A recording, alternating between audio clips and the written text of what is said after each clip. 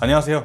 1mm 재테크입니다. 은행에 예적금 금리가 있는 것처럼 보험에도 금리가 있습니다. 보험 중 저축성 보험으로 연금이나 목돈을 마련할 수도 있는데 이때 중요한 것이 또 금리잖아요. 그런데 특이하게도 저축성 보험에서 우리가 알고 있어야 할 금리가 두 가지입니다. 그리고 이 두 가지 금리가 한 상품에 공존합니다. 신기하죠? 그럼 지금부터 저축성 보험의 금리에 대해서 알아보도록 하겠습니다.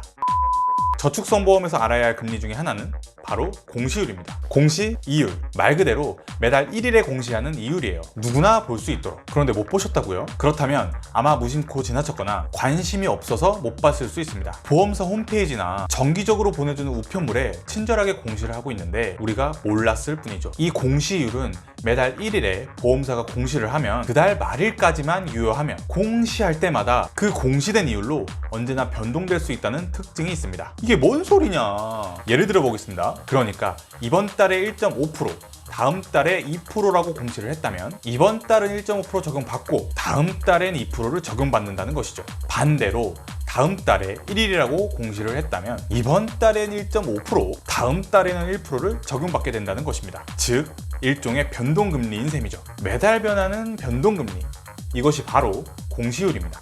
그럼 중요한 게 뭐예요? 기준금리가 중요하겠죠. 이 공시율조차도 모든 금리의 기준이 되는 기준금리를 따라서 움직이기 때문입니다. 그렇다면 우리나라 기준금리 추이를 생각을 해봤을 때 이 공시율이 과거서부터 지금까지 어떻게 흘러가는지 대략적으로 알 수 있을 겁니다.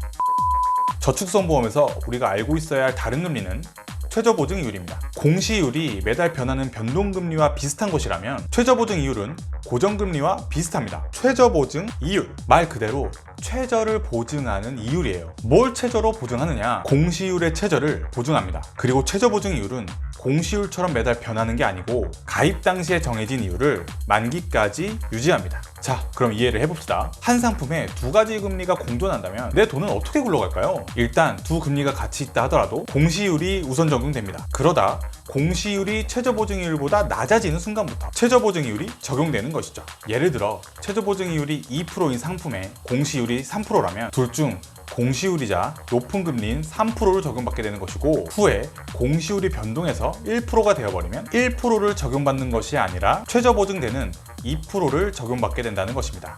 이해되셨나요? 참 쉽죠.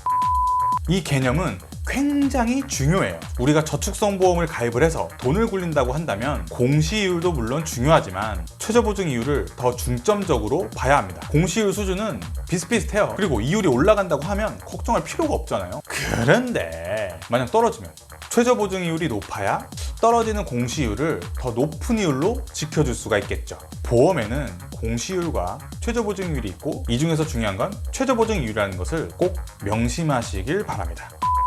우린 이 이율들을 보험사 홈페이지나 가입 설계서에서 쉽게 파악할 수가 있습니다. 그러나 시중에 너무나 많은 보험회사들이 있고 또 그만큼 상품들도 다양하기 때문에 개인이 다 파악하기엔 한계가 있죠. 그래서 앞으로 지난번 소개해드렸던 적금처럼 보험에 대한 공시율 및 최저보증이율의 비교 영상도 준비 중입니다. 여러분들에게 조금이라도 더 도움이 될 수 있길 바라면서 제작하고 있으니까 기대 많이 해주시고요. 구독과 좋아요 부탁드리면서 인사드리겠습니다. 그럼 다음 영상에서 봐요. 빠이.